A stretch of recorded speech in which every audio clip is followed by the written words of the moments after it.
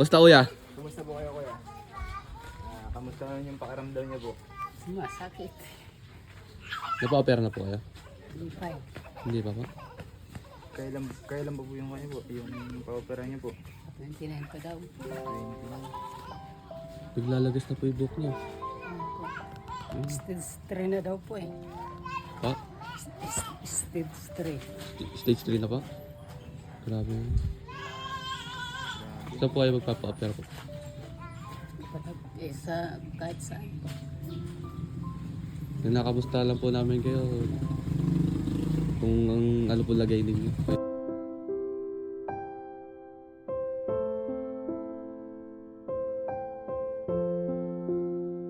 Bakit? Meron pa rin ang dati. Ano ba rin po? Medyo lumakas-lakas na rin po kayo. Laban lang po. Laban lang.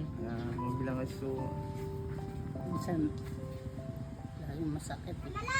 lakasan niyo yung loob niyo. Tatagan niya lang. Kaya. Kaya niya. Kahit yung mga nagdaanan niyo. Kasama yan. Gano'n mo. Laban ka lang. Sa 29 pa po balik niyo. Hmm. Ay, yung pang araw-araw niyo po. So, Yun yung problema eh.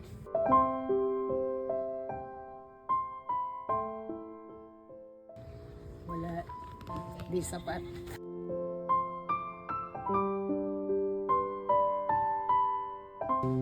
hindi po ulit kayo tulong kung ano. Kung kulang pa po ng ano. Sa 29 po. May manawagan po ka sa gustong tumulong po. Tasan mo boses mo. Ay, manawagan po ka sa ay, ano sabihin niyo po yung manawagan po kayo. Nananawagan po ako sa mga sponsor, sa mga tropo. Yung punong tulong. Mamanas ka na kuya oh.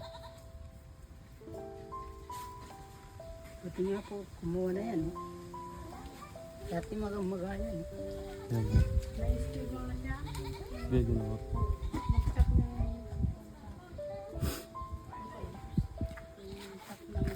Schedule ng therapy niya. Yan. Therapy lang po. Sa pagka-chemotherapy niya na to eh. Sa July 20. May pag-asa pa naman po kayo gumaling. Kuya, Depende po. kapag tigingin po. Pero dyan na lang po talaga kayo ano. Lalabas ng ano. Tutingin nga po ng ulan niya. Nakakakalbo na po. Naglalagas na po ano. Parang nung nakaraan po wala po yan. Kompleto pa po.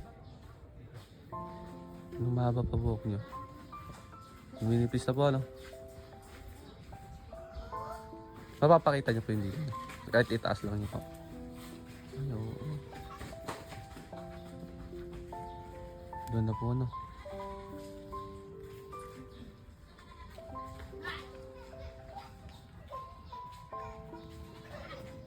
Sige po kuya, punta na po kami. Sige po.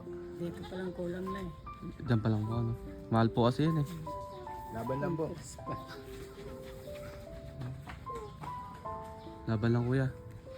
Baka may good sponsor pang dumating sa atin. Ano po kuya? Sige po, thank you po. Salamat.